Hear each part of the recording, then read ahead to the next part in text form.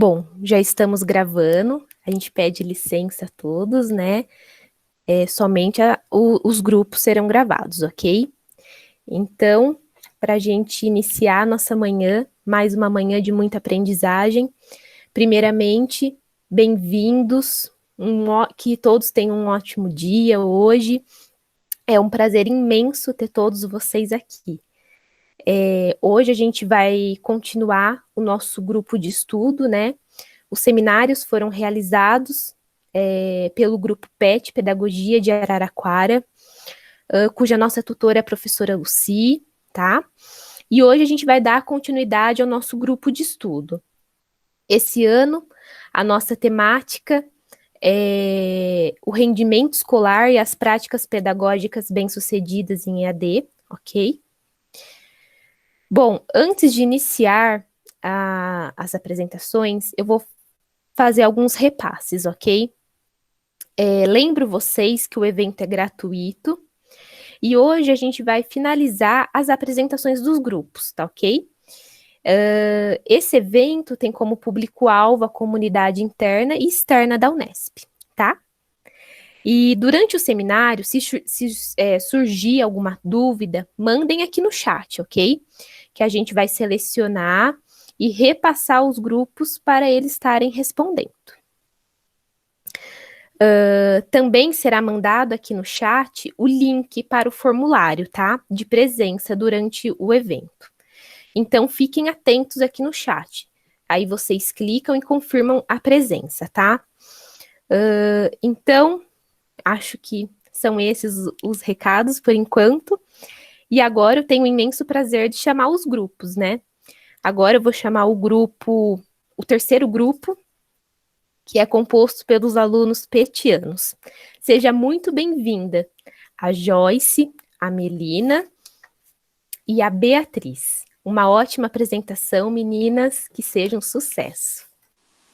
Obrigada, Bárbara. Eu vou colocar aqui para apresentar os nossos slides.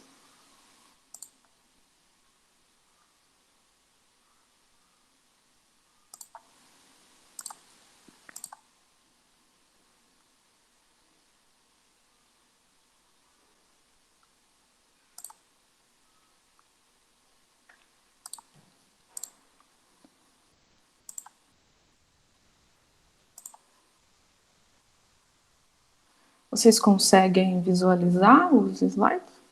Conseguimos sim, tá certo? Certo, então. Obrigada. Bom, pessoal, bom dia, né? Sejam todos bem-vindos ao nosso segundo encontro de seminários do PET, né? Sobre educação à distância, né? Que é o tema da nossa pesquisa coletiva esse ano. Bom, o grupo 3, ele é composto por mim, né? A Melina, pela Joyce e pela Beatriz. Nós escolhemos duas referências para apresentar para vocês, que são os textos Novos Tempos, Novos Desafios, Estratégias para a Equidade de Acesso ao Ensino Remoto Emergencial, e o segundo texto, Negação da Política e Negacionismo como Política, Pandemia e Democracia.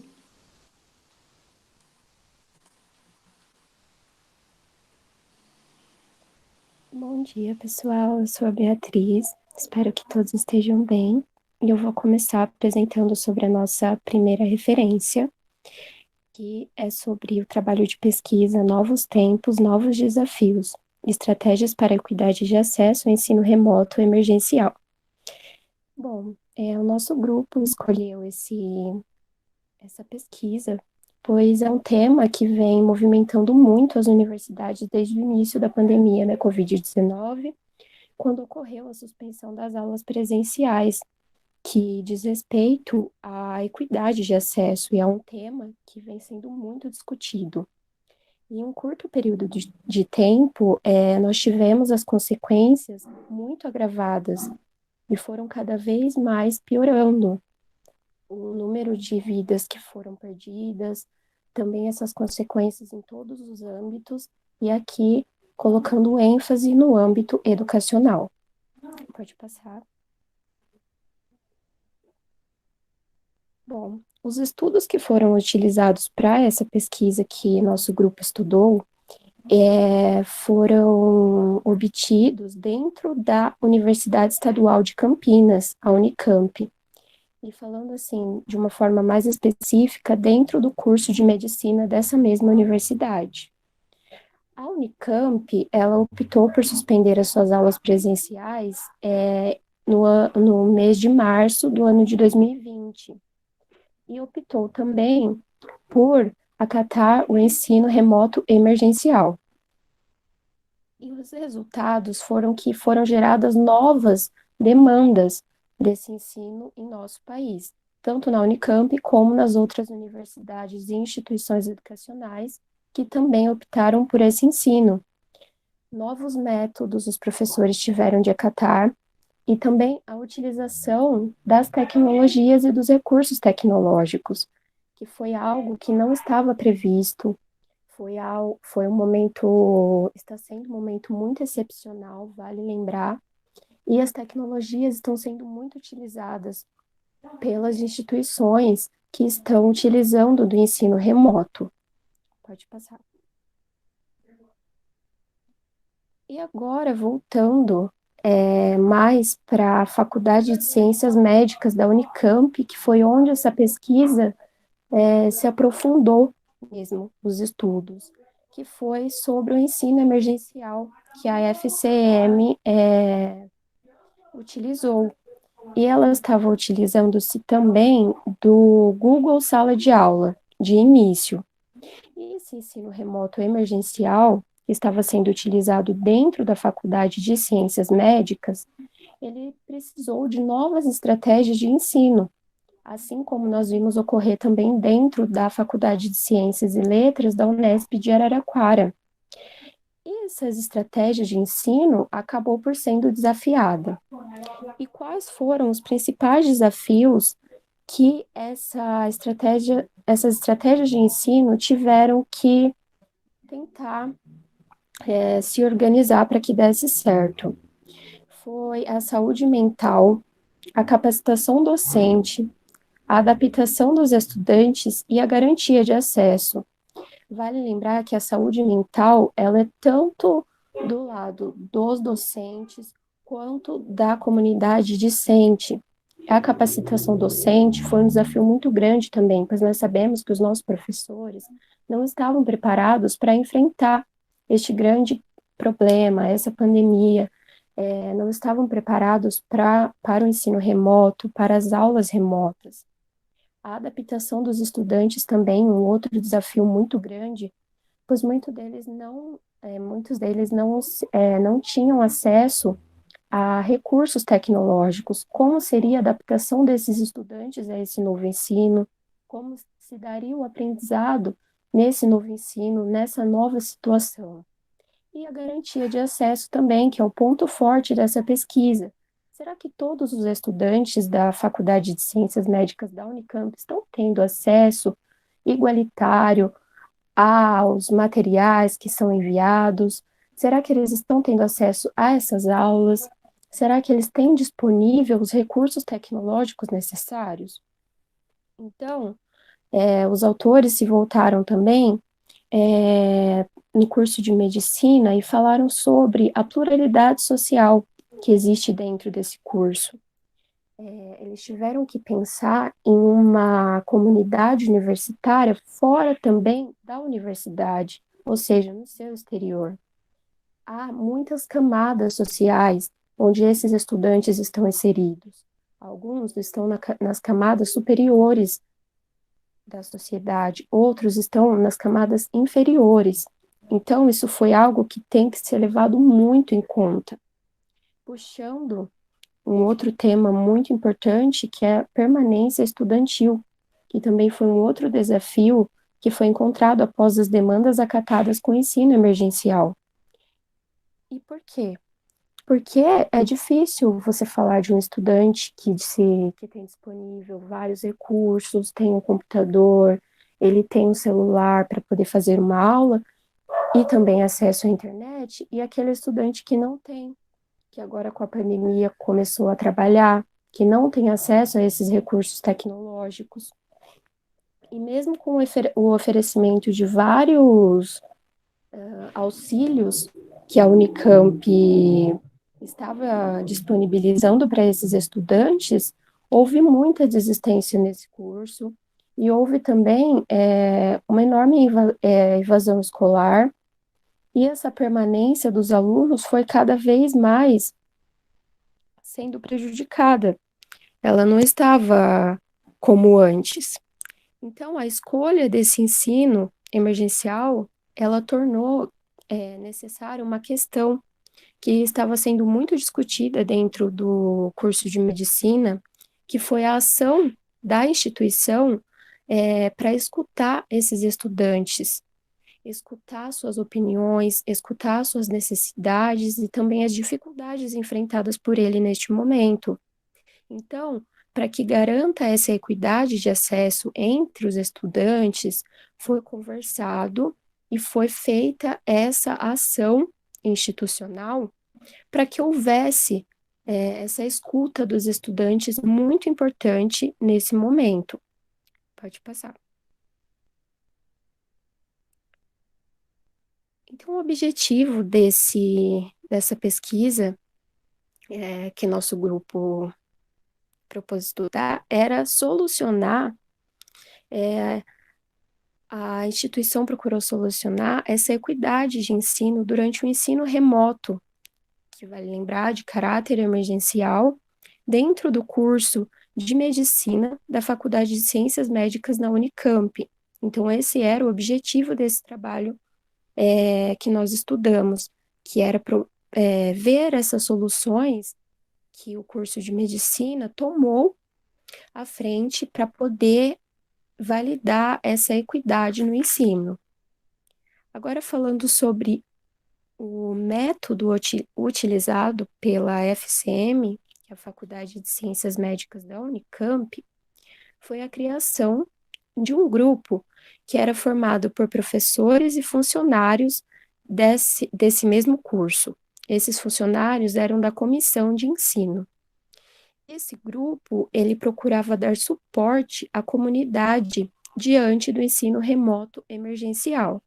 Então, todo o suporte que a comunidade universitária estaria precisando, dizendo respeito ao ensino remoto, eles estariam ali para auxiliar. Então, foi feito um mapeamento das necessidades dos estudantes. Foi feito esse mapeamento 10 dias após a suspensão das aulas presenciais, no dia 23 de março de 2020.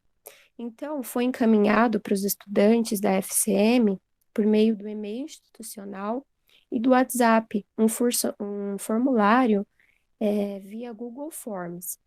E esse formulário buscava identificar as dificuldades de acesso que os estudantes encontravam, buscava identificar também os recursos tecnológicos que eles tinham disponíveis e algumas outras questões.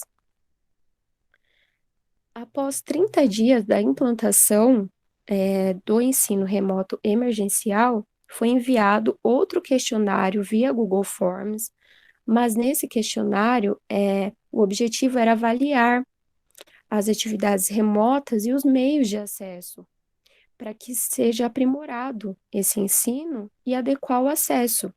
Então, os estudantes, por meio deste segundo questionário, eles avaliavam como estavam sendo essas atividades, boas, ruins, médias, e os meios de acesso. Aqui, os meios de acesso seriam o que eles tinham disponíveis, se era tablet, se era computador, se era celular, para que as atividades fossem enviadas para eles de uma maneira mais fácil de acessar.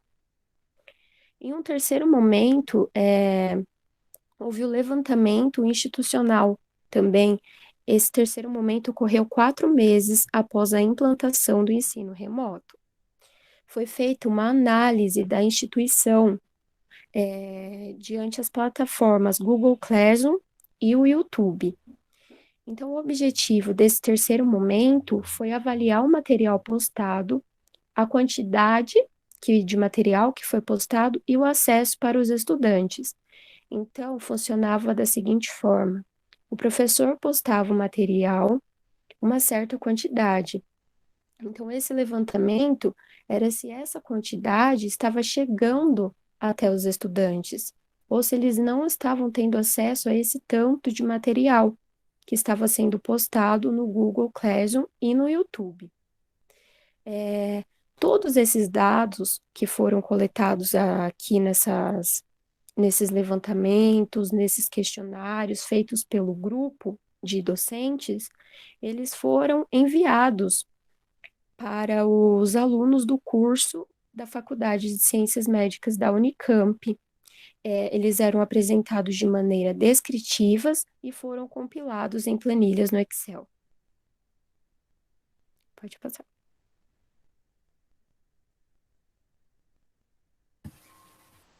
Bom, antes de falarmos sobre esses resultados que obtiveram nos mapeamentos, é importante ressaltar as diferenças entre o ensino remoto emergencial e o EAD, que é a educação à distância. O ensino remoto emergencial é uso emergencial, ou seja, não tem um planejamento pedagógico prévio. É necessário devido às consequências do agravamento da Covid-19 e alunos e docentes sem a preparação. Então, não tem uma preparação prévia para esse tipo de ensino. Ele é emergencial. Já a educação à distância, ela é uma modalidade da educação. Então, tem um programa pedagógico planejado, os docentes já capacitados e os discentes também preparados. Então, é uma opção que algumas pessoas escolhem cursar um curso à distância. Pode passar. Bom, os resultados que obtiveram desse mapeamento que foi feito pela comissão da Faculdade de Ciências Médicas da Unicamp foi que de 729 alunos, o mapeamento foi respondido por apenas 419, então, ou seja, 57,5% responderam, e a maior parte dos que responderam eram apenas dos anos iniciais. Bom, ao decorrer dos meses foram feitos outros mapeamentos e foi tendo uma queda muito drástica de respostas dos alunos dos últimos anos, do quinto, quarto ano, terceiro, já houve menos respostas. 80% dos estudantes acessavam as aulas por computador, notebook ou celular. 10% tinham acesso exclusivo por celular e outros 10% exclusivo por tablet. E apenas 50% dos alunos que pediram auxílio de equipamentos eletrônicos compareceram para a retirada. Apesar de nem todos terem respondido o questionário, de nem todos terem aparecido para a retirada dos equipamentos e dos chips de internet que a Unicamp disponibilizou, apesar de tudo, nenhum aluno trancou o semestre ou o ano, e também não houve diminuição do acesso às aulas assíncronas. Pode passar. Bom, os principais problemas relatados pelos estudantes no mapeamento foi a internet instável e o acesso exclusivo por redes móveis, que é um grande problema, né? Porque o acesso por redes móveis, ele, dependendo do ponto que você estiver na sua casa ou em qualquer outro lugar, a conexão cai muito. Então, é uma conexão muito instável que as redes móveis geram. E as atividades síncronas foram as atividades com maior dificuldade de acompanhamento. Claro que, assim, uma consequência gera a outra, né? Se tem estudantes que têm acesso exclusivo apenas por redes móveis, internet instável, então isso afeta diretamente as aulas síncronas, que são as aulas ao vivo com o professor. E o compartilhamento familiar de computadores e tablets também foi um dos problemas relatados por parte dos estudantes, pois acontecia muito choque de horário com outros familiares. Acontecia de um estudante ter que dividir apenas um objeto de estudo com mais familiares dentro da própria casa. Então, isso era um problema. Sendo assim, a maioria das atividades foram feitas através de atividades assíncronas.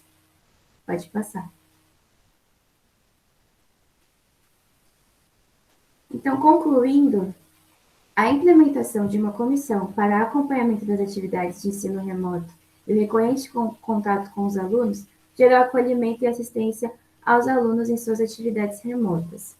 Então, se mesmo que o ensino remoto emergencial não tenha um planejamento prévio, a Unicamp conseguiu se organizar para criar uma comissão emergencial também, para que pudesse atender esses alunos. E deu muito certo, porque isso gerou um acolhimento com os estudantes, isso gerou com que a maior parte das dificuldades que os alunos tinham de acesso fossem sanadas, e a capacitação também inicial docente foi imprescindível para o ajustamento do ensino remoto emergencial. A Unicamp disponibilizou para os professores uma capacitação inicial para que eles pudessem conseguir aprender a mexer com essas plataformas, né, com o Meet, com os streams, enfim. E também uma coisa que foi essencial foi a garantia da equidade do acesso ao ensino remoto emergencial. Essa foi a prioridade da Faculdade de Ciências Médicas da Unicamp. Pode passar. Bom, fazendo um breve paralelo, né, dessa pesquisa em relação à Unesp, a Unesp ela criou um comitê, né, chamado Comitê Unesp Covid-19, que tem por objetivo realizar o acompanhamento permanente da evolução da Covid-19 na universidade, traçar diretrizes para a elaboração de planos de contingência e recomendação de medidas administrativas e acadêmicas que se façam necessárias. Bom, as aulas na Faculdade de Ciências e Letras de Araraquara, elas foram suspensas no dia 17 de março de 2020. A coordenação do curso de Pedagogia, em conjunto com o Centro Acadêmico de Pedagogia, né, o CANT, eles fizeram um levantamento para a coleta de dados em relação à viabilidade do ensino à distância. E a partir desse mapeamento, né, houve por meio da Unesp a distribuição de chips a alunos com falta de acesso ou acesso precário à internet para o início das atividades remotas. Assim como na Unicamp, né, as aulas são realizadas pelos aplicativos do Google disponibilizados pela Unesp. E tutoriais dessas ferramentas foram criados para auxiliar, né, o trabalho dos professores e dos alunos. Esses tutoriais, né, eles ainda podem ser encontrados no site da Unesp. Bom, é apenas um breve paralelo, né? Eu não fiz uma pesquisa como os pesquisadores da Unicamp, né? Só que a gente só quis trazer essas semelhanças, né, que ocorreram também na nossa faculdade. Bom, o segundo texto é a negação da política e negacionismo como política, né, pandemia e democracia. O nosso grupo ele achou importante trazer, né, essa questão política, esse ambiente, né, político que nós estamos vivendo no momento da pandemia, né. Bom, é um texto que propõe interrogar o bolsonarismo, né? Ele busca uma reflexão a respeito dos acontecimentos catastróficos que o Brasil está enfrentando, né, no atual momento da pandemia do coronavírus. E aí, para a gente entender, né, um pouco o que é o bolsonarismo, né? É um movimento político autoritário, de extrema direita, conservador, que tem como seu modelo ideal normativo, né, ou seja, aquilo que é bom, aquele que é correto, o cidadão de bem. Mas o que se caracteriza, né, esse cidadão de bem? O homem de bem é aquele que segue os valores e os ideais do cristianismo, do conservadorismo anti-esquerda, do patriotismo nacionalista, do armamentismo, do machismo, da família tradicional heterossexual, da meritocracia, ou seja, o sucesso e o fracasso social é de responsabilidade do próprio indivíduo, e dentre tantas outras características. Ele é um movimento que polariza, como os autores colocam no texto, é o nós contra eles, quem é o amigo e quem é o inimigo.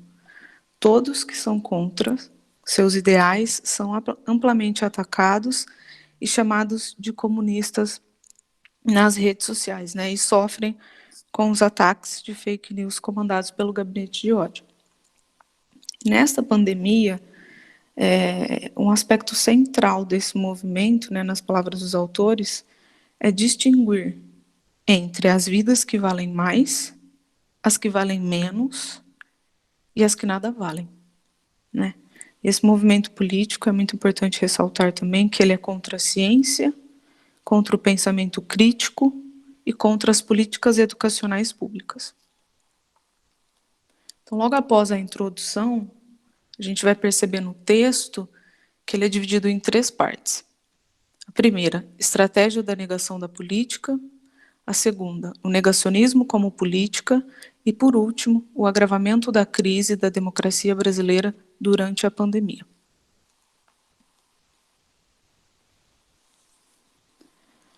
Bom, para a gente entender essa eleição, né, do Bolsonaro em 2018, nós temos que entender um pouquinho o cenário anterior, né? Então, a gente vai voltar um pouquinho lá em 2013. Né? Esse ambiente político nacional, a partir de 2013, de forte rejeição à política e aos políticos tradicionais, levou ao favorecimento da eleição do Bolsonaro em 2018.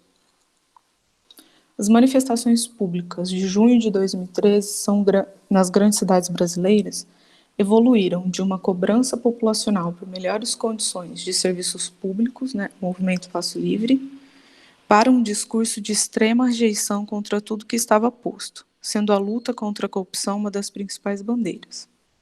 De começo era um movimento apartidário, e com o passar do tempo tornou-se antipartidário, contra a própria política. E foi durante esse período que surgiram alguns grupos sociais de extrema direita. A rejeição da política, ela é acentuada em 2014, com as manifestações contra e a favor as obras públicas para a Copa do Mundo, por exemplo.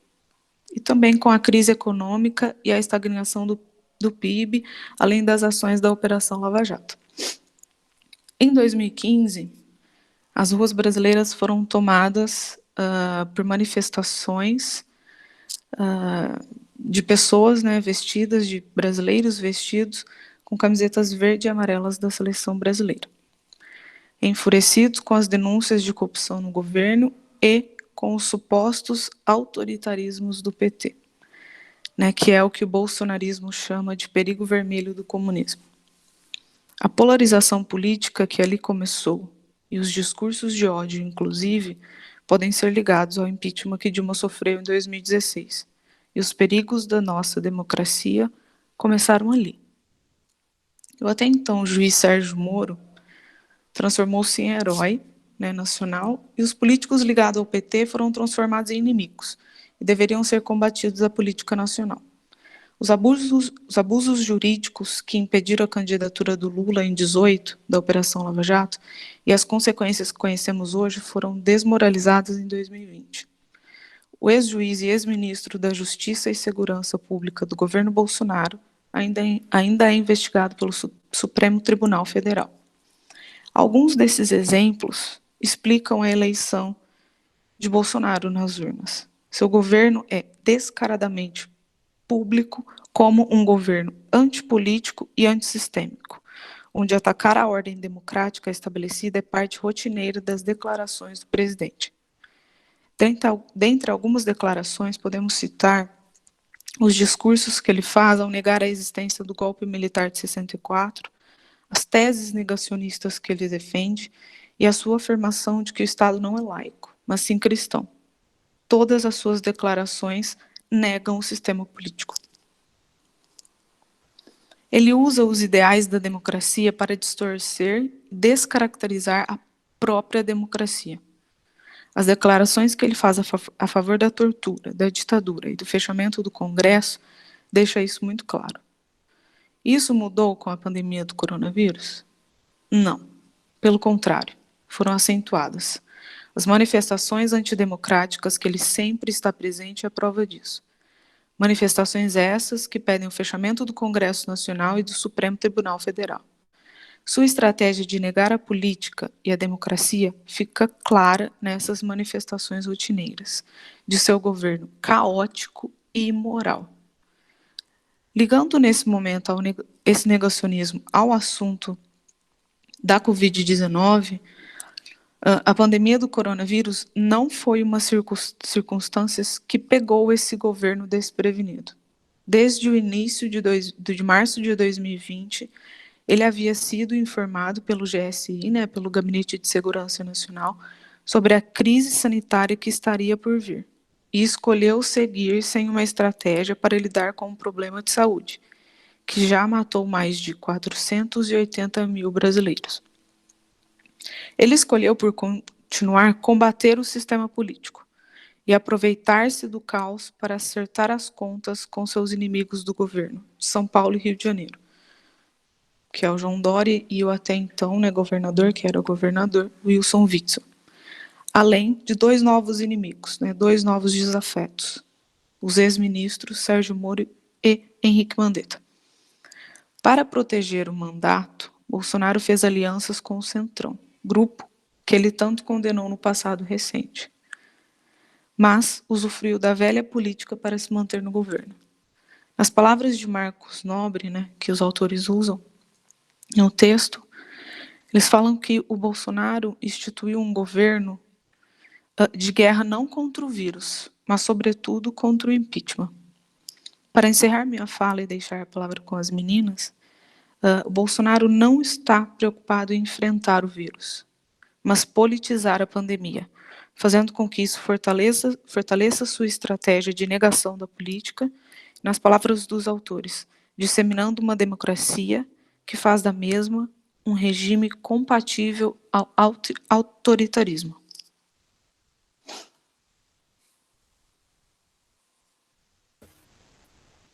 Bom, agora eu vou falar sobre o negacionismo como política. Antes da gente falar sobre o negacionismo, é importante ressaltar o que é uma pessoa negacionista. Então, eu puxei no dicionário o significado dessa palavra. Indivíduo que nega a veracidade de alguma coisa ou coloca em perspectiva a sua veracidade. Pessoa que nega ou não aceita como verdadeiros conceitos comprovados cientificamente. Pode passar. Bom, o negacionismo é um fenômeno político e social, pois ao longo dos anos tivemos diversos casos de negacionismo, não só na política, mas também no meio social, como, por exemplo, quando a vacinação contra o sarampo sofreu boicote por parte da população, que dizia que a vacina do sarampo não era boa, um movimento anti-vacina. Bom, isso fez com que a doença voltasse a correr pela população. Mas como explicar esse fenômeno?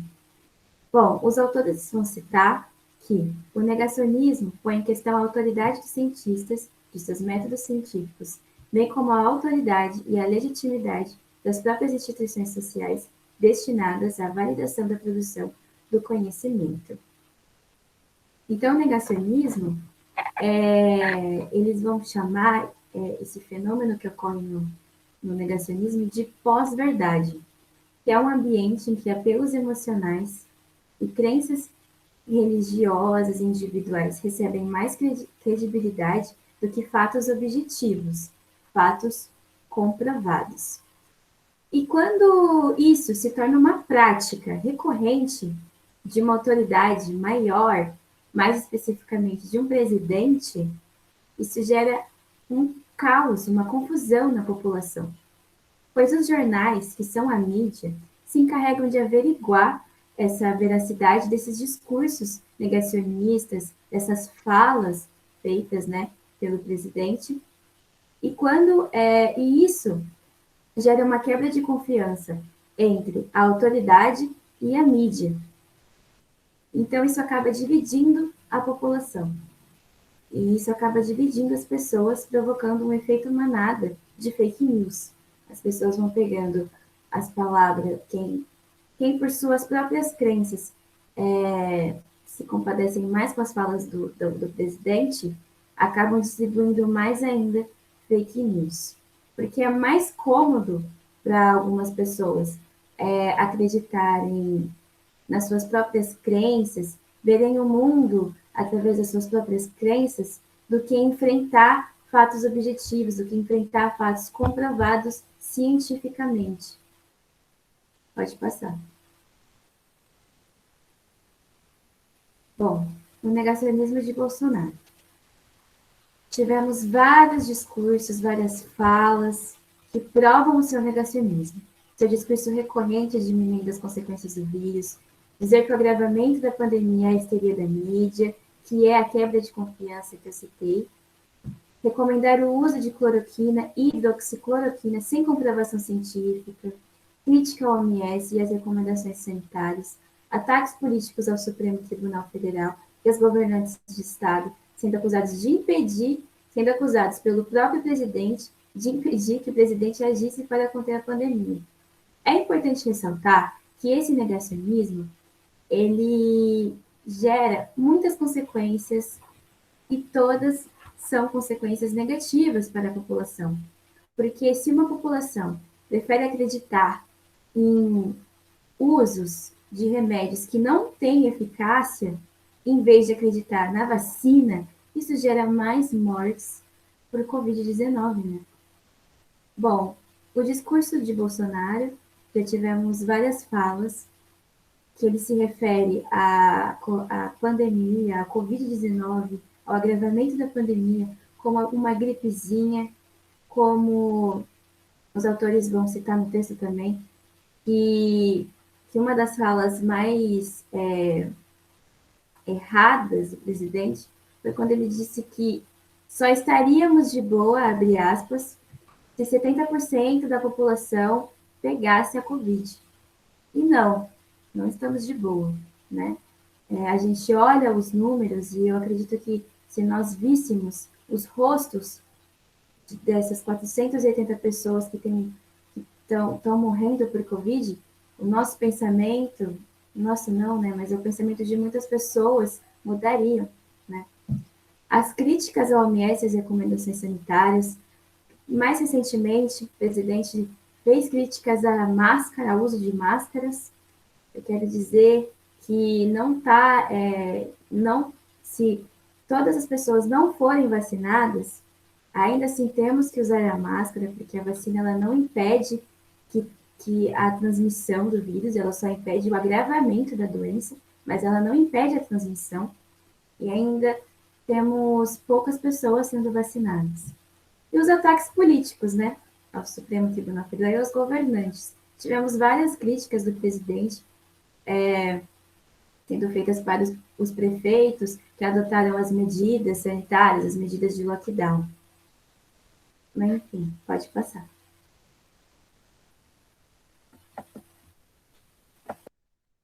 Bom, agora eu vou fazer o fechamento do nosso texto falando um pouco sobre o agravamento da crise da democracia brasileira durante a pandemia. O negacionismo, como dito anteriormente, ele não é um fenômeno social recente. Ele já vem acontecendo faz um bom tempo. Porém, o marketing dos candidatos também não é nenhuma novidade. A autopromoção, a utilização das mídias para colocar as suas propostas, para falar sobre a sua imagem de maneira positiva, isso é feito por todos. Porém, o que tem-se realmente de novo neste cenário político brasileiro é o fato de que as políticas determinadas pelo negacionismo e a negação da política, elas se articularam e se intensificaram e tornou um dos traços que distingue o governo Bolsonaro dos outros durante a pandemia do novo coronavírus. E com essa intensificação e esses traços supermarcados, houve o fortalecimento do conservadorismo. E esse fortalecimento, ele tangeu a falta de reconhecimento de algumas camadas que são historicamente marginalizadas, como os negros, as mulheres, os indígenas, a comunidade LGBTQIA+. Então, com esse conservadorismo, essas camadas, elas foram e estão sendo muito prejudicadas, assim como estão vindo sendo há tanto tempo. A autopromoção e a autopreservação segundo o presidente Bolsonaro, elas foram eficazes e elas só foram eficazes pela negação da política. Então, essa foi uma estratégia que ele usou para se preservar e para se autopromover. E durante a pandemia, nós podemos ver que a revolta da população contra o governo e a sua indignação, ela parece ter desaparecido, né? E com esse desaparecimento surge uma hipótese que os autores trazem, que é de que a estratégia que o Bolsonaro utilizou de negação da política e o negacionismo, elas tenham causado uma espécie de anestesia coletiva. E o que seria essa anestesia coletiva? Seria que tudo o que acaba acontecendo se torna indiferente para a população. Todas as coisas ruins que vão acontecendo ao longo do tempo, no início, comovia, mas agora parece que estamos anestesiados, que não estamos mais tentando ir contra isso tudo que está acontecendo.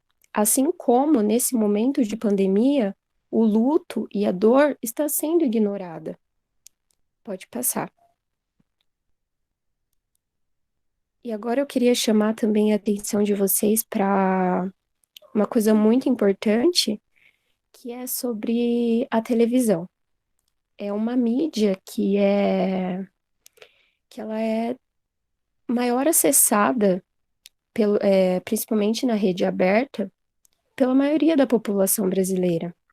E na televisão, podemos perceber que no início da pandemia, as reportagens, as denúncias, essas reportagens e denúncias voltadas para o número de mortes que estava sendo causadas pela Covid-19, elas foram baixando conforme o tempo.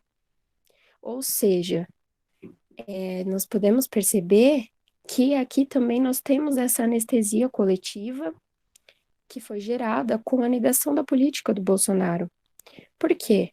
Porque aquele impacto que nós tivemos nos primeiros momentos da pandemia, eles foram se invertendo para apenas gráficos que foram sendo mostrados. Antes nós ligávamos a televisão na rede aberta e nós víamos em todos os horários falando, nós víamos a revolta dos brasileiros sendo mostrada, mas com o tempo isso foi ficando indiferente, só mostrava gráficos das médias de mortes, assim como nós trazemos aqui para vocês, mostrando como se as vidas das pessoas fossem apenas números, que não existisse mais nada, que não existisse sentimento, que não existisse esse luto das famílias. E um outro fato muito importante foi a chegada do auxílio emergencial para mais de 60 milhões de brasileiros. A chegada desse auxílio emergencial, ela traz um clima de normalidade, como se o presidente disponibilizou esse auxílio, então está tudo normal. As pessoas desempregadas recebendo esse auxílio foi cada vez mais normalizando toda essa questão, todo esse momento, tudo isso que estava acontecendo entre a população brasileira. As mortes foram sendo cada vez mais banalizadas e foram colocados também os valores nas vidas, assim como a Melina disse, algumas vidas começaram a valer mais que outras. E o direito ao luto foi ignorado. Pode passar. A privação desse direito ao luto pela maioria dos brasileiros ele está presente mais nas camadas inferiores da sociedade, pois estes não estão tendo, até no momento tão triste, nós estamos vendo essa desigualdade mais acentuada, essa vulnerabilidade que antes parecia que não existia, mas sempre existiu. Agora ela só está mais evidente, agora ela está aí para quem quiser ver. Todos estão mais voltados com os olhares para essas desigualdades. Então, essa diferenciação da vida até neste momento em que estamos vivendo, ela é em teor desigual. Mas nós precisamos nos atentar que o sofrimento da perda, ele é vivido em todas as famílias, sem importar a classe social em que ela está. O sofrimento da perda, ele é sentido por todos, todos que perderam um ente querido. E vale lembrar também que os autores trazem para a gente que um ente querido, a perda de um ente querido pode afetar até 6 pessoas.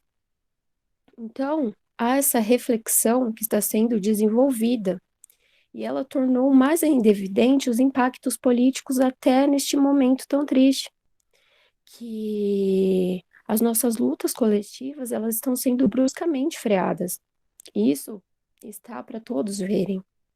E com o aumento das mortes por Covid-19 no Brasil, foi sendo ainda mais afetadas as manifestações públicas dos nossos sentimentos. Então, aqui nós trazemos algumas falas dele, que é o "e daí?", a gripezinha, e também um protesto contra o Bolsonaro na praia de Litoral de SP, onde foram colocadas algumas cruzes nessa praia para representar as mortes por Covid no Brasil.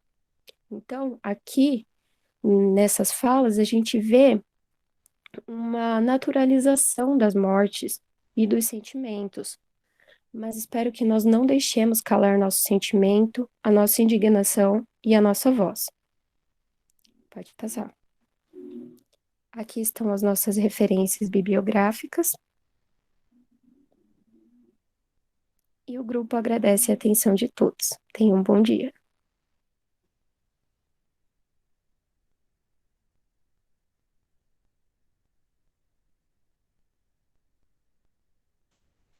Bom, meninas, primeiramente, parabéns. Nossa, trabalho excelente, extremamente pontual. Nossa, muito importante as informações que vocês destacaram e trouxeram para a gente. Olha, excelente, parabéns. Agora, dando continuidade, vou chamar o grupo 4. Antes de chamar, pessoal, eu destaco que qualquer dúvida, deixa aqui no chat pra gente, tá? Que a gente vai repassar os grupos. Então, continuando, né? Agora eu convido o nosso quarto grupo, com os nossos alunos petianos. Então, sejam muito bem-vindos a Heloísa, a Luciana, o Luiz, a Maísa e a Maria. Ótima apresentação, pessoal. Bom dia. Gabi, muito obrigada, viu, por apresentar os slides para a gente. Agradeço demais. Bom, nós somos o grupo 4, né? Pode passar. Os nossos integrantes, né? Como a Bárbara disse, a Elô, a Luciana, o Luiz, a Maísa e eu, Maria Eduarda. Agora eu passo a fala para minha amiga Luciana. Bom, nós vamos falar do texto 1, que é Por um motivo normal, igualitário e inclusivo, os desafios da educação durante e após a pandemia. Nós vamos destacar agora as conclusões dos profissionais da educação que participaram do debate sobre os desafios atuais da educação diante da nossa pandemia, do nosso coronavírus, realizado nas mesas do Congresso Virtual da Universidade Federal da Bahia, em 2020. Da primeira mesa, o primeiro professor é o Roberto Leyer. Ele é professor, filósofo da educação e ex-reitor da UFRJ. Para ele, há uma falsa concepção de que é possível manter as instituições de ensino funcionando normalmente, nesse momento de crise, com a realização de atividades remotas a partir dos recursos tecnológicos que temos agora. Para ele, não é suficiente, pois dos 60 milhões de estudantes do país, metade desses estudantes ficariam de fora desse processo de acesso. Ele também criticou os ataques à autonomia universitária e a interferência da escolha dos seus dirigentes tirando da faculdade essa autonomia de decisões sobre como agir também sobre na pandemia do coronavírus. Ele relata também como é difícil e perigoso o retorno às aulas, que mesmo tendo toda a preparação, seguindo o protocolo de saúde, que nos assegurem com tudo, ele afirma que não é possível retornar às aulas nesse momento. E ele nos fala, né, no texto, não podemos ser coniventes com o novo ciclo da pandemia. Voltar às aulas representará certamente um grave risco para todos nós, né? Ele analisa também que o sistema educacional ele não pode reforçar as desigualdades sociais e aumentar um processo de desvalorização progressiva do trabalho docente em relação a todo esse acesso das aulas remotas. Um outro professor que vamos relatar é o Demirval Saviani. Ele é professor emérito da PUC de São Paulo. Bom, para o Saviani, ele destacou a atenção para o descaso com que a educação brasileira e com que a educação brasileira tem sobre as universidades públicas e sobre como está sendo tratado todo esse problema da educação pelas elites econômicas e autoridades públicas. Ele também destaca que foi terrível o problema que a gente vai passar, e a gente já está passando, dessa emenda constitucional de 95/2015, que ela vem agora, como diz ele, né? Fomos atropelados pela emenda constitucional de 95/2015. Nessa emenda, congela por 20 anos os investimentos públicos nas áreas de saúde, educação e assistência social, e pela abertura do pré-sal às empresas estrangeiras. O Saviani ele defende uma contratação de professores em tempo integral, eles sendo bem remunerados, e tudo isso pode combater o desemprego e gerar renda, e provocando um crescimento econômico do país. O Saviani ele utilizou várias vezes o termo uberização dos professores para falar sobre a situação de exploração dos trabalhadores a partir dessas novas tecnologias. Ele afirma, agora os patrões querem que os trabalhadores se tornem empresários de si próprios. Agora eu vou falar sobre um outro professor, ele é o Daniel Cara, ele é cientista político. Ele ressalta o direito à educação, os direitos fundamentais e sociais, que já estavam em crise no país antes da pandemia, e agora eles estão mais propícios a ficar mais conturbados. Para Daniel Cara, ele vê com preocupação a ideia de equiparar a educação à distância, o EAD, ao ensino presencial, por considerar o EAD como uma modalidade que não realiza, aliás, o direito à educação, sobretudo a nossa educação básica. Para eles, os estudantes das periferias e as classes sociais desfavorecidas, o sistema EAD não é a realidade dessa população. Ele criticou também uma medida provisória de 934/2020, que flexibiliza os dias letivos e torna o EAD a regra durante a pandemia. Para ele se opôs a esse parecer do Conselho Nacional de Educação, que abre a possibilidade do EAD como normal, num cenário pós-pandemia. Ele critica veemente isso. Agora, para o Cláudio Lira, que é professor da Faculdade de Educação da UFBA, o Cláudio ele ressaltou a importância dessa iniciativa, de que da universidade se organizar. Ele ressaltou a importância da universidade de ter organizado esse congresso de debate para conseguir trazer para as mesas os dilemas da pandemia do Brasil e no mundo, com análise, principalmente com dados científicos.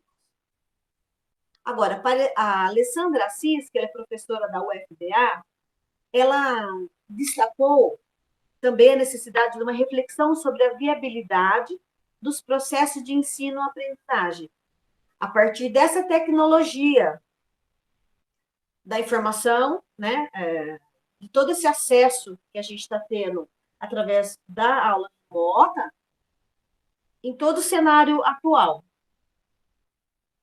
O outro professor é o Roberto Macedo, que também é diretor da FACED da UFBA. Para ele afirma que não se aprende ou se forma com o cérebro separado de uma história de vida e de uma cultura. Ele destaca que no EAD não se tem construção de cultura, não se tem contato, principalmente do professor com o aluno diariamente. Ele diz que a qualidade da experiência formativa depende desse processo contínuo, percurso colaborativo com acontecimentos singulares, presenciais. Um outro professor é o Nelson Preto, ele é professor da FACED. Para ele defende a vivência em sala de aula, que evidencia as enormes desigualdades sociais que já existiam no Brasil antes da pandemia, e que se agravou agora com a pandemia. Para o Nelson Preto, ele ressalta a importância de se ter uma internet melhor de qualidade nas instituições de ensino e também a democratização do acesso às tecnologias digitais, que as instituições que têm que ser responsáveis por esse excelente acesso. E aí ele afirma, né? Não vamos transferir para a casa das pessoas o que fazíamos nas escolas. Ele também apontou um risco de a lógica do teletrabalho invadir a vida privada do docente, sobrecarregando ainda mais o trabalho do docente. Ele diz que o Estado se responsabilizou pela infraestrutura necessária, então, que é transferir para os estudantes e professores essa responsabilidade, de ter acesso para as aulas remotas e de se fazer as aulas e todo o ensino. Para Edneia Santos, que é professora da UFRJ, ela diz que o assédio a que os professores e instituições de ensino estão submetidos por respostas imediatas para a crise atual, com a produção de currículos padronizados a serem replicados. É um problema para todos esses professores que a instituição de ensino está transferindo. Ela reforça a importância de que a educação online seja também um processo experimental, colaborativo e interativo. Ela afirma que a interatividade não é apenas disponibilizar acesso a conteúdo. Para ela, o estudante não é só um consumidor de materiais, como está acontecendo agora, mas ele tem que ser a parte crítica de um processo educacional. O próximo que participou das mesas é o Elcídio Arruda, ele é professor da UFMG. Para ele, a escola é um lugar coletivo de contato presencial diário, envolvimento de estudantes e professores. Ele destaca também a importância de formar jovens capazes de se apropriarem das novas tecnologias para a produção de conhecimento, porém com senso crítico e de responsabilidade. Ele destaca que os alunos não podem ser apenas consumidores, como é o que está acontecendo agora. Para ele, a educação remota é emergencial, porém não é um modelo para permanecer depois da crise provocada por essa pandemia. Ele relata que os estudantes têm problemas na qualidade de acesso às atividades remotas, pois eles utilizam aparelhos celulares com limitações. E, além disso, os alunos precisam pagar por esse acesso. Ele afirma, é como se pagasse a cada aula. O outro professor é o Jorge Ari, ele é professor da UFBA. O Jorge, ele afirmou que o EAD vem atender a determinadas demandas sociais no campo da educação, porém, que esse EAD precisa de regulamentação adequada para evitar que seja utilizada como estrutura industrial em série. ele visa bem essa regulamentação adequada do EAD. Para ele, tem que regulamentar esse ensino, para estabelecer avaliações dos cursos, para se rever a qualidade dos processos pedagógicos e para delimitar um número máximo de estudantes que o professor do EAD pode atender também, para que não haja, para que consiga combater a precariedade do trabalho do docente.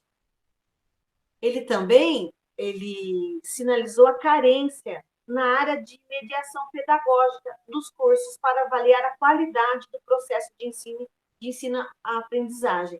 O desprezo aqui é em relação à atividade dos tutores. Agora, para o Penildon Silva Filho, ele é pró-reitor de graduação da UFBA. Ele criticou a recente medida do Conselho Nacional da Educação, nessa medida que considera qualquer atividade como um dia letivo e qualquer coisa como educação. Para ele, há muitas pressões para que o ensino remoto seja adotado. E isso origina e sobrecarrega o trabalho do docente. Ele acredita que as tecnologias digitais serão cada vez mais uma realidade na educação. Porém, ele nos fala, não vamos voltar ao normal, mas a um novo normal. O outro professor é o Silvio Meira, professor da UFPE. Ele falou sobre os desafios da educação atual com os jovens da geração Z, que ele fala que são os nascidos de 98 a 2016, que são os mais familiarizados com a tecnologia digital. Para ele, os professores também têm o papel de ajudar e dar sentido a essas informações, o que é o mais importante, que é o que ele destaca. E ele defendeu um sistema de aprendizagem baseado na conexão entre educação e experiência, com pesquisa, comunicação, colaboração e pensamento crítico. Ele nos afirma que as instituições de ensino devem se transformar e oferecer plataformas com oportunidades de aprendizagem, desenhadas para a necessidade de cada um. Ele nos fala, precisamos aprender com a velocidade da crise. Então, o ensino para ele, à distância, deve ser interativo. E ele citou vantagens de ser interativo, como encontros presenciais, interativos com materiais didáticos, que podem ser consultados a qualquer momento, e que as inovações tecnológicas são bem-vindas em muitos aspectos, e fazem parte de um processo irreversível. Ele considera, sim, as dificuldades de acesso a essas tecnologias por parte dos estudantes, que são muitas, né? A gente vê, e ele defende que são necessárias políticas públicas para a inclusão digital, para auxiliar todos os estudantes a essa inclusão digital. Ele questionou o tempo que as universidades estão fechadas, pois lá fora as universidades estrangeiras vêm sendo preparadas, já estão pensando como voltar em 2021. Então, ele afirma, ele nos fala, aliás, né? A universidade precisa reagir e tentar resolver esse problema a partir de agora. Temos que experimentar coisas novas. Um outro participante das mesas de debate foi a Fabiola Greve. Ela é superintendente de tecnologia da informação da UFBA. Ela concorda também sobre a necessidade de políticas para a inclusão digital e para a superação das enormes desigualdades do país. Para ela, há uma preocupação com a precarização do trabalho que as novas tecnologias podem originar, essa uberização dos professores. E ela também destaca que está havendo em algumas instituições de ensino que a substituição do trabalho do docente por robôs para avaliação de provas. Para ela, há necessidade de garantir a qualidade de ensino, de promover inovação tecnológica no processo de aprendizagem. Ela considera que os recursos tecnológicos aproximam, sim, as pessoas, mas ressalta a importância de prever a riqueza das relações humanas. Ela nos fala, vamos repensar o nosso fazer e promover a inovação em nossa universidade. Agora eu passo a palavra para minha nova amiga.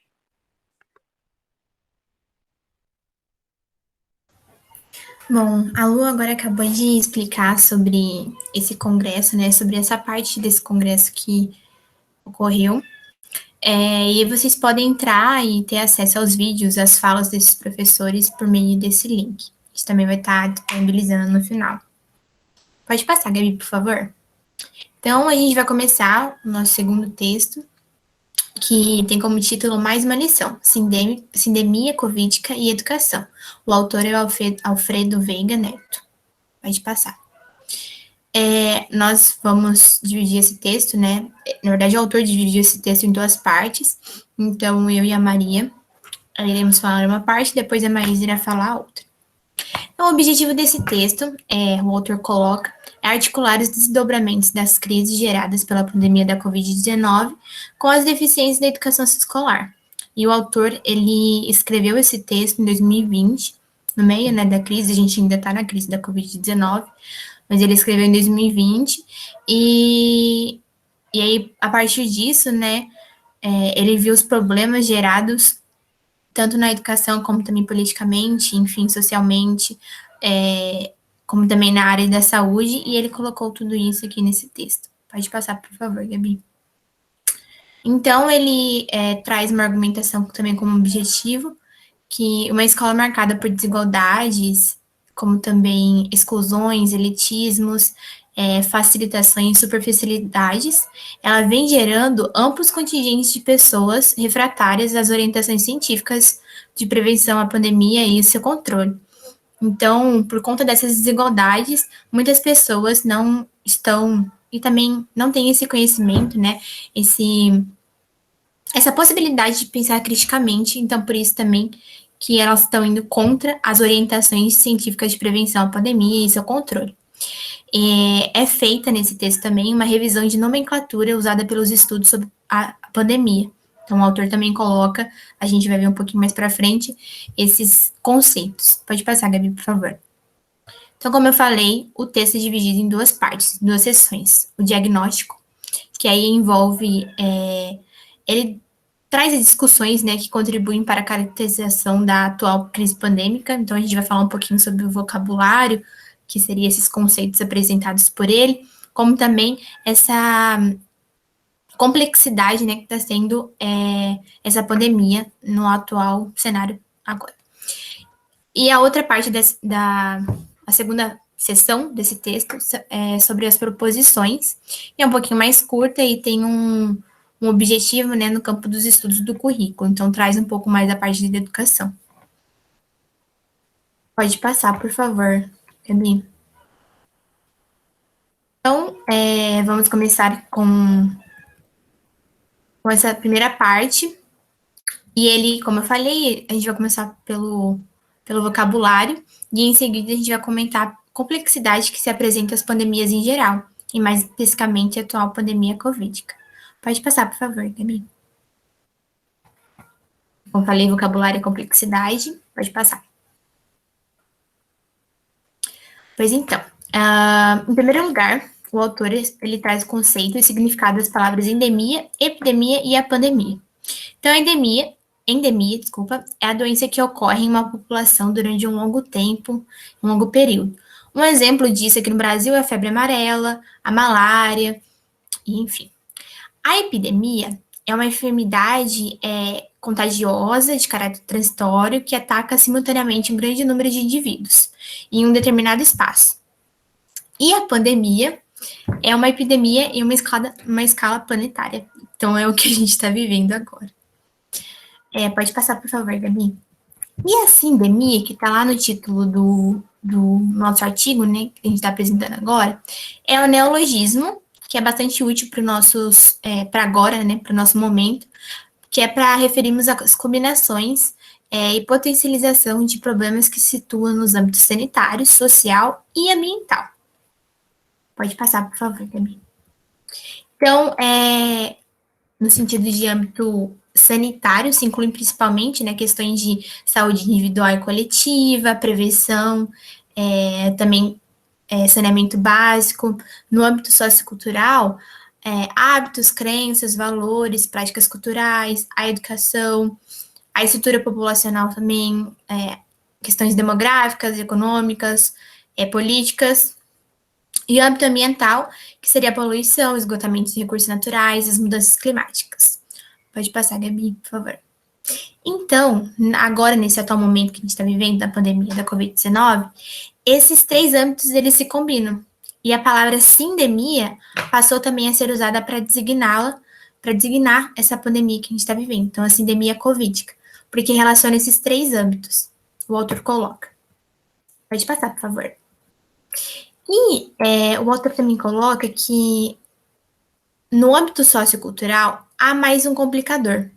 Então, além de tudo isso que a gente está passando na questão de educação, na questão política, na questão econômica, na questão de saúde, saneamento básico, enfim, por conta da Covid, né, por conta dessa pandemia, ele coloca mais um complicador, que seria as fake news, as good news, break news, sad news, enfim. No mundo cada vez mais conectado, né, impermeável e livre, aberta à circulação de qualquer informação, boas e más notícias, tanto de orientações positivas e negativas, essas fake news, enfim, essas notícias, elas são amplas, acríticas e igualmente difundidas. E uma característica mais traiçoeira que o autor coloca dessas fake news é que muitas delas são bem elaboradas. Então, elas se apresentam de forma palatável, plausível e geralmente bem simples, o que normalmente torna mais verdadeiras, né? Assim, as pessoas se entendem como mais verdadeiras e caem nesse mundo de fake news.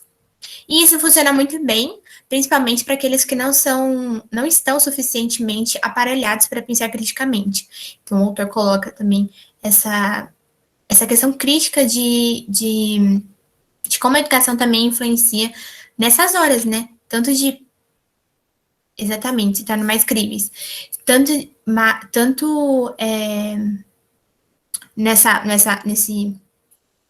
nesse momento que a gente está vivendo, como a educação também influencia, e esses pensamentos críticos, essa formação que a gente tinha que ter lá desde o comecinho, como também influencia até agora, né? Então, agora eu vou passar a palavra para Maria, para dar continuidade no texto. Obrigada, amiga. Então, agora eu vou falar sobre a complexidade e consequência e irredutibilidade. Bom, é possível compreender a pandemia como um influenciador para os diversos contextos sociais e econômicos, transformando esse momento em um fenômeno sanitário, sociocultural e ambiental. E o autor usa o caleidoscópio como uma metáfora para melhorar nossa compreensão. O que é um caleidoscópio, né? Eu escrevi errado, gente, me perdeu. É um tubo cilíndrico escuro, com a câmara com espaço limitado, duas paredes de vidro, e tem pedaços soltos, né, de vidros multicoloridos, né, e o objetivo do caleidoscópio é multiplicar as imagens observadas, porque a partir dos movimentos feitos por esses pedacinhos, eles começam a se deslocar, eles mudam de lugar e dão forma a outras imagens, né. O caleidoscópio, ele é um instrumento óptico que serve para criar efeitos visuais. E o que se observa são puras representações indiretas e diretas, indiretas e invertidas, que não condiz com o que se passa no interior desse objeto. Para melhorar a compreensão do que realmente se passa no interior, o autor fala que se diz necessário relacionar aquilo que se é visto com uma porcentagem mínima de conhecimento. Estudo, o que se é comprovado, né? E sendo possível, assim, fazer uma associação entre esse objeto e as pandemias. Pode passar, amiga, por favor. Obrigada. O autor ele vai complementar explicando que o entendimento sobre a pandemia, suas influências e consequências, vai depender do grau variado de estultice de cada um, sendo o estulto, nesse contexto, uma característica daqueles que não apresentam sensatez ou bom discernimento. Isso pode ser aplicado à sindemia covídica que estamos vivendo hoje, né? Porque somos bombardeados constantemente de representações estultas sobre esse momento. O escritor, ele vai colocar no texto uma citação a respeito da expressão criada pela filósofa Hannah Arendt, a banalidade do mal, né? Essa é a expressão, onde o mesmo é capaz de reconhecer semelhanças entre essa expressão com a realidade da sindemia covídica no Brasil. É compreendida como o não reconhecimento da iniciativa de seus atos, atos que comprometem e que influenciam a vida de milhares de pessoas. Basicamente, é como se o mal ele se tornasse banal, né? Ou também, como eu coloquei nessa citação, né, que estava no texto, é uma burrice ativa, ela é deliberada, consciente, essa capacidade de tornar a si próprio cego e burro, essa teimosia de não querer saber. Seguindo essa linha, é importante falar sobre os diversos ismos, né? E aí eu já vou pedir para a Gabi também passar, por favor, próximo slide. Os diversos ismos que temos hoje em dia, né? Que não passam da opinião, né? Não possuem um caráter científico. Alguns exemplos o negacionismo, o terraplanismo, conspiracionismo, anticientificismo, fundamentalismo, tribalismo e refratarismo. Eu vou falar sobre 3 rapidinho aqui para vocês, tá? O que é o terraplanismo, né? Basicamente, ele é uma teoria já refutada pela ciência, mas que é apoiada ainda por diversas pessoas pelo mundo inteiro. Eles acreditam que a Terra é plana e achatada, e que a mesma não se move. O anticientificismo, né? O que ele é? Ele é algo que vai contra a ciência. O próprio nome já diz, né? Ele vai invalidando a sua composição e a sua eficácia e importância, sendo suas práticas, os princípios e os métodos. Um grande exemplo observado hoje no Brasil é o movimento antivacina, né? Promovido por diversos representantes e poderes públicos, e que na maioria das vezes eles possuem diversos interesses camuflados, né? Contra seus simpatizantes. E também tem o refratarismo.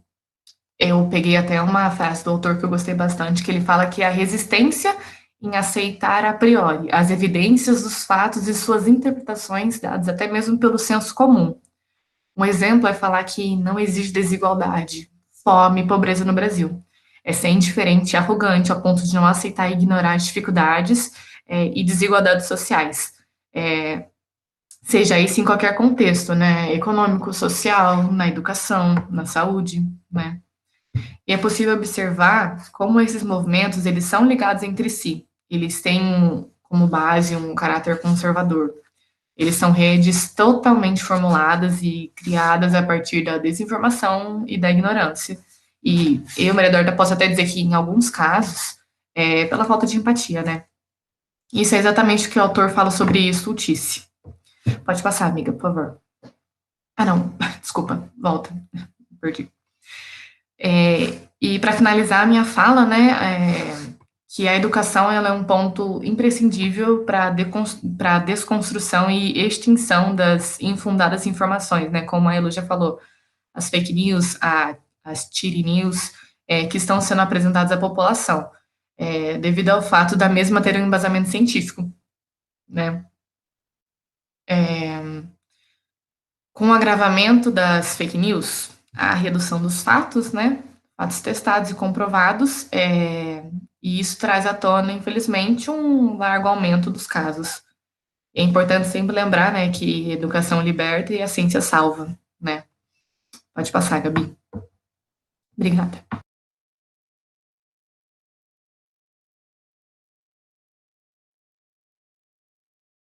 Agora eu passo a palavra para minha amiga Maísa.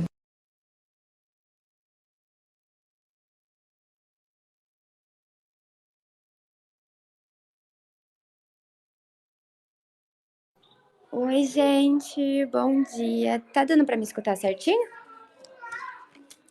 Sim. Então, eu vou falar um pouco agora sobre as proporções. Se puder passar o slide. Então, em determinada parte do texto que a gente estava lendo, o autor decidiu pegar algumas cenas, algumas ações que foram retratadas por alunos, por professores, para demonstrar praticamente o que ele estava falando. E algumas dessas cenas que me chamaram bastante atenção quando eu estava lendo foi a dificuldade de interação. Então, como que estava sendo importante para as crianças o meio, o social, né, na formação deles, e como eles estavam sentindo falta disso. E como eles viram diferença entre a professora e a mãe. Então, como esse ensino remoto estava borrando o papel do professor e exigindo com que os pais eles tomassem um lugar que eles não tinham um preparo adequado ainda para assumir. E uma das coisas também foi uma professora retratando que as câmeras, quando elas estão desligadas, dificultam muito os professores a saberem se os aluninhos estão ou não entendendo os assuntos, porque quando está presencialmente, ela consegue olhar no olho deles e sentir se eles estão tendo dificuldades. E esse ensino remoto, ele está possibilitando a construção e a desconstrução de alguns hábitos. Então, tiveram crianças pequenas que conseguiram criar rotinas dentro de casa, de acordar mais cedo e colocar o uniforme para assistir a aulinha online. E professores também falando que conseguiram diminuir os ritmos de explicação para conseguir acompanhar os alunos que estão distantes agora. Pode passar. Obrigada. E aí tem uma parte também do texto que eu achei muito importante, que foi sobre a docência nesse ensino remoto. Como que está sendo a passagem para esse ensino remoto e como produziu uma urgência muito forte na adaptação desses modos de encontro, na partilha dos materiais didáticos, enfim. Como está sendo uma dificuldade, um desafio muito forte para esses professores e para os alunos. E o Lacan, ele traz para a gente um conceito de transferência no sentido de todo esse, tanto ensino remoto quanto presencial, ele se dá muito pela dimensão da fala, né? Então, é muito importante a fala, tanto do professor quanto do aluno nesse ensino. E a personalidade desses professores, eles acabam construindo um laço muito forte com os alunos, com os estudantes, porque os estudantes acabam vendo os mestres como o portal, o acesso para esse conhecimento todo. Pode passar. Obrigada. E, por fim, quando a gente trabalha com pessoas, com crianças, a gente não pode apenas repassar essas informações, mas a gente também precisa eleger algumas propostas metodológicas para conseguir dar um processo formativo e não só uma transferência de um conteúdo, de um conhecimento, como um repasse só, sabe? Como uma repetição. Porque as crianças pequenininhas, elas necessitam da presença desse adulto para conseguir aprender melhor nesse percurso. E como a gente está no ensino remoto, o adulto que está ocupando esse lugar físico, segundo o autor do texto, ele acaba precisando operar como um suporte para as palavras do professor. Então, como um suporte na hora de ensinar para a criança se sentir mais confortável e conseguir aprender melhor. É isso. Oi, gente. Bom, agora a gente vai chegando na reta final, né? Pode ir para o próximo, amiga. Bom, a gente trabalhou 2 textos, né? Que o primeiro texto foi Por um Normal Igualitário e Inclusivo, os desafios da educação durante e após a pandemia, que é um texto sobre o Congresso Virtual da Federal da Bahia, né? E ele foi publicado no dia 30 de maio de 2020, né? E contou com diversos intelectuais, como o professor Roberto Laier, Saviani, ou Roberto Macedo, entre outros, como a Lu já contou para a gente no começo da nossa apresentação. E as meninas agora falaram sobre o texto Mais uma Lição, Sindemia Covídica e Educação, que foi escrito por Alfredo Veiga Neto, né, publicado no Periódico Científico da Federal do Rio Grande do Sul, Educação e Realidade. O que a gente pôde concluir é que ambos os textos foram publicados em meio à epidemia do coronavírus no ano de 2020. E eles trazem uma reflexão a respeito da situação atípica em que está enterrado, infelizmente até hoje, o Brasil. Pode ir para o próximo, amigo, por favor. O primeiro texto, né, por se tratar de um congresso de educação e retrata uma sequência de mesas, que quem quiser acesso às mesas, né, a Lu e a Elo já falaram, que está disponível lá no link, com as falas individuais de cada convidado, né, estava mais preocupado com os rumos da educação e refletia acerca dela e do ensino remoto que se instalou no Brasil pandêmico, como a Lu disse no começo, né? E o Congresso tratou da educação enquanto um direito do brasileiro, além de fazer uma reflexão sobre a educação brasileira. Ele dividiu, o autor, o congresso, né, com as mesas, dividiu em educação brasileira antes do Covid e quais os rumos que está sendo traçado nesse pós-Covid-19, né. Mas uma coisa foi muito clara no congresso, né, que foi o consenso entre todos os especialistas, que o problema da educação não é novo, mas eles foram acentuados com o coronavírus, né, e agora toda a sociedade está diante desses problemas, todo mundo está podendo ver os problemas da educação brasileira, né. Pode ir para o próximo slide, amiga.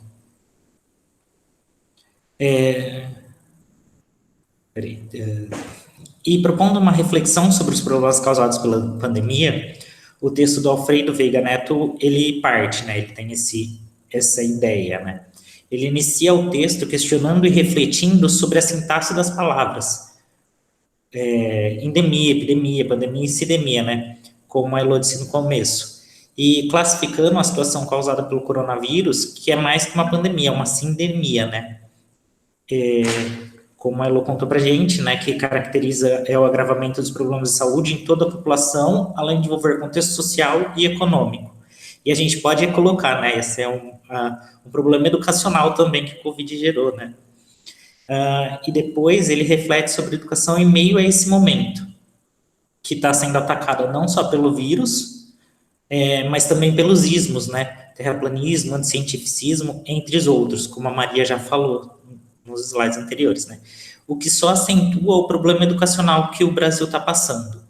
E, nesse sentido, o autor reforça a importância dos estudos, né, de que a gente tem que estudar e compreender os fatos reais e científicos, e não no achismo.